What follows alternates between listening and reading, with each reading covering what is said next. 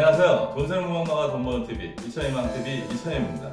오늘은 그 유명한 미국의 전기자동차 회사 테슬라 주식이 지금 무지하게 오르고 있는데요. 그러면 언제까지 오를까 그 내용하고요. S&P 500 지수에 편입되면서 어떤 흐름을 보일지 한번 추정해 보겠습니다. 지난 11월 30일에요. 모건 스탠리 지수, 즉 MSCI 지수의 편입과 편출이 있었는데요. 그때 편입과 편출이 된 우리나라 주식들이 어떻게 움직였는지와 현재 어떤 모습을 보이고 있는지 관찰해보면요. 테슬라 주식에 대한 장기 전망은 몰라도 단기적으로 어떤 흐름을 보일지 예측은 한번 해볼 수 있습니다. 주가에 대한 예측은 워낙 어렵기 때문에요. 보통 신의 영역이라고 이야기를 합니다.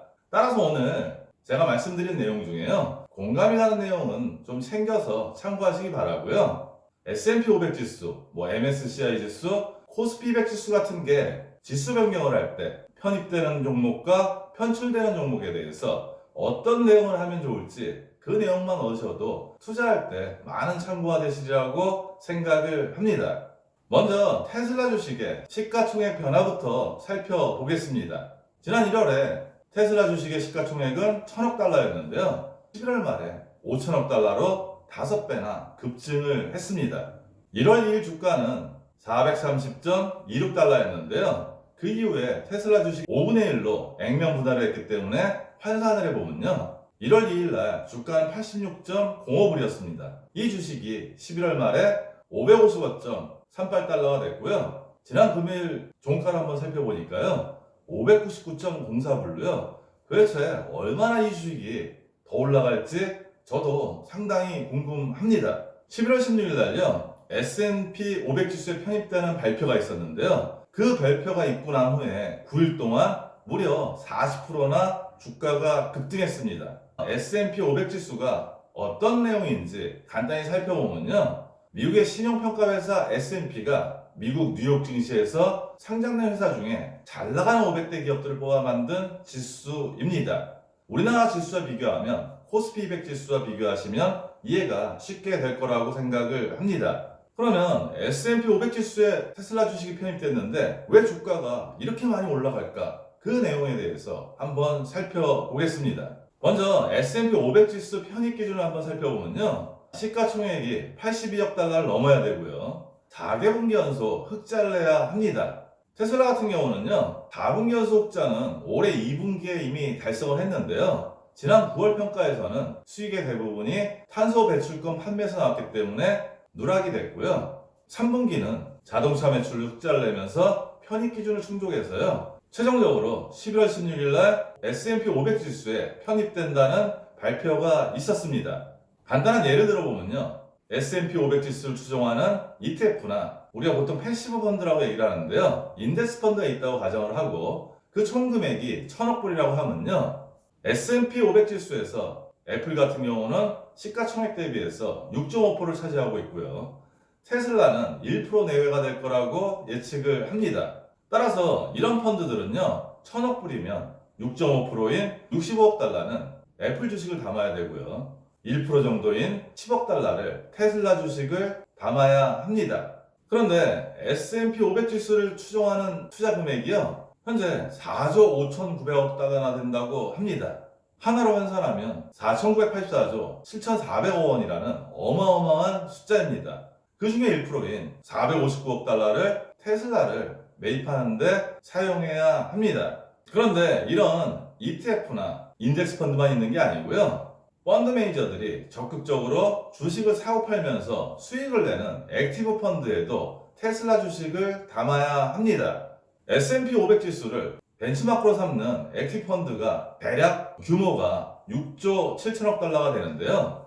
골드만삭스 보고서에 따르면 대형주 액티브 펀드 187개 중에서요. 157개가 4분기 초까지 테슬라 주식을 전혀 보유하지 않고 있다고 합니다. 따라서 이런 수요로 80억 달러 규모가 추가가 되면요. ETF, 인덱스 펀드, 액티브 펀드 다 해서 대략 한 540억 불 정도를 새롭게 테슬라 주식을 매입하는데 사용해야 합니다. 주식은 수급의 문제인데요. 이런 수급이 새롭게 생성됐기 때문에요. 앞으로 이 금액 갖고 테슬라 주식을 계속 매입해야 되기 때문에 지금 주가가 급등하고 있는 게 아닌가 저는 그렇게 판단을 합니다. S&P 500 지수 편입일은요 12월 21일인데요 과거 전례를 보면 편입일에 가까워질수록 매수가 증가하게 됩니다. 특별한 변수가 없는 한 지금보다 아직 시간이 많이 남았기 때문에 앞으로 가격이 더 오를 가능성이 높다고 예측이 됩니다. 최근 국내 주식을 편입 편출한 MSCI 지수를 참고해 볼 필요가 있는데요. 보통 이렇게 지수가 변경될 때는요. 투자계에서는 편입 발표일에 사서 편입일 전날 매도하라고 조언을 합니다. 이러한 조언은 장기적인 전략은 아니고요. 단기적인 대응 전략이 될 수밖에 없습니다. 실제적인 사례를 한번 살펴보면요. 11월 30일 MSCI 지수 편입과 편출에 우리나라는 3개 종목이 편입됐고요. 3개 종목이 편출이 됐습니다. 즉 3개 종목은 새롭게 들어갔고 안에 있던 종목 중에 3개는 빠져나왔습니다. 편입된 종목은요. SK바이오팜, SK케미칼, 두산종목업이고요. 편출된 종목은 BNK 금융지주, 포스코 인터내셔널, 아모레퍼시픽 O입니다.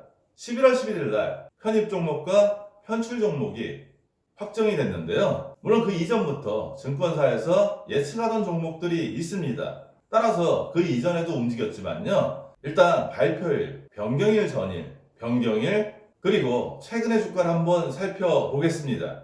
SK케미칼 같은 경우는요. 발표일인 11일 날 40만 5천 원이었고요. 팔라고 조언을 하는 발표일 전일, 즉 29일에는 43만 4천 원까지 올라갔습니다.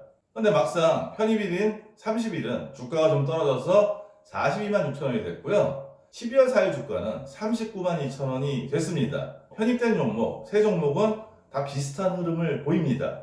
거꾸로 편출된 종목은요. 포스코 인터내셔널 사례를 한번 보면요. 이 종목 자체도 예상했던 종목이었기 때문에 그 발표일 이전부터 좀 주가가 떨어지는 경향이 좀 있었고요. 발표일 날 14,250원, 전일 날 13,400원으로 더 떨어졌고요. 편입일 날 13,300원까지 떨어졌는데 막상 12월 4일 날은 14,050원으로 올라갔습니다. 나머지 2개 종목도 같은 흐름을 보이고 있고요.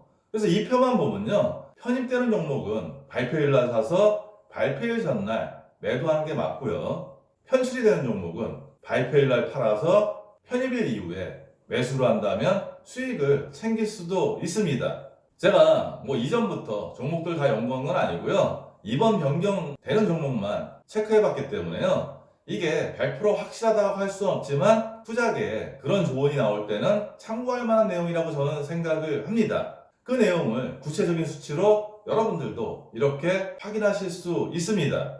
그러면 우리나라 국내 주식시장에도 조만간 이벤트가 있는데요. 12월 11일 날 코스피 200 지수, 코스닥 150, KRX 300 지수가요. 지수 정기 변경일입니다. 이 종목들 중에서도요. 편입되는 종목과 편출되는 종목이 있고요. 그 내용을 확인하시려면 한국거래소 와서 공지사항을 살펴보시면 됩니다. 따라서 그 종목들이 어떻게 움직이는지, 그런 종목들을 보유했다면 어떻게 대응하는 게 좋은지, 그런 종목들을 매수할 거면 어떻게 대응하면 좋은지 그 내용을 MSCI 편입과 편출 사례에서 한번 참고해 보시면 좋겠습니다.